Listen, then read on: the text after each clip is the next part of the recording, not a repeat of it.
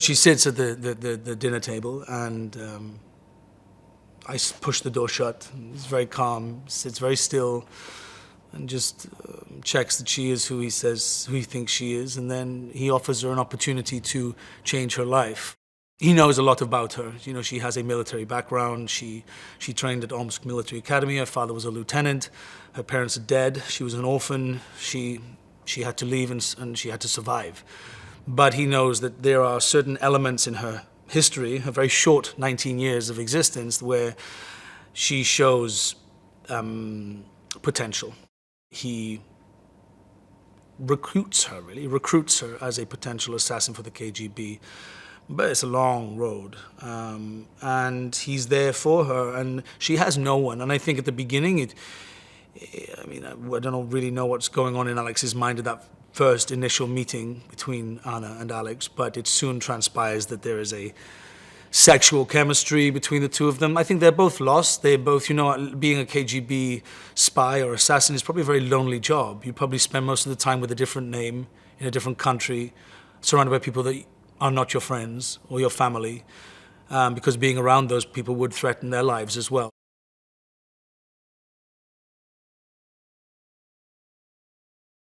The cold-hearted nature that he has, and then the ability to switch, and you see a little color in his eyes, and you see some warmth, and the guy, he's a man, and he wants to love, and he wants to care, and he wants to do what all other guys do at his age, and he's sort of missed that moment, and he's devoted his life to his country, and I think it takes a certain sort of person to do that. Soldiers who go and fight on the front lines of wars, and they often come from families their father was a soldier, so I feel like that might have been Alex's background.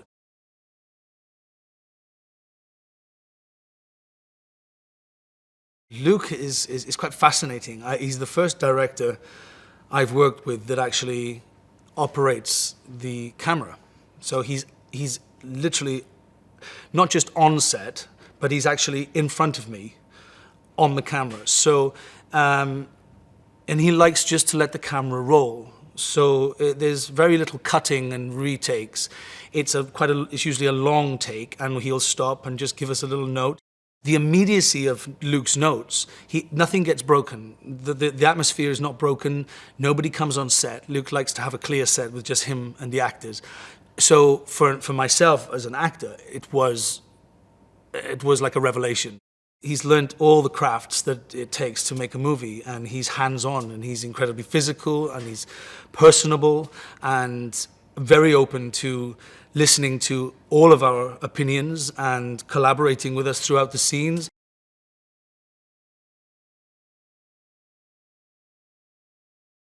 It's been very fun, very, very fun. We're both playing Russians. We're both playing these very dark, characters, and it's been very enjoyable. She's a delight, and you just have to watch and observe and just admire and possibly glean a couple of little tricks that you might see her use as an actress, and it's quite brilliant. She's created a very multi-layered Olga.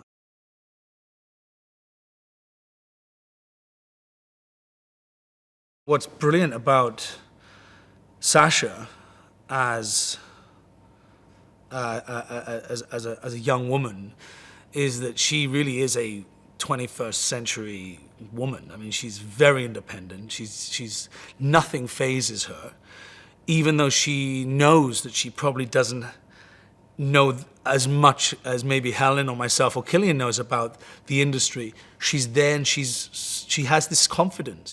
Every young girl will look at this Anna, maybe not want to be her, but certainly will see the strength and the independence and the strong feminine power that she exudes on every scene of the film. Even when she's manipulating the men in her life, she's doing it because she has an agenda, and she has a dream, and she wants something, and only she is able to get it, and nothing is going to stop her, not even Olga.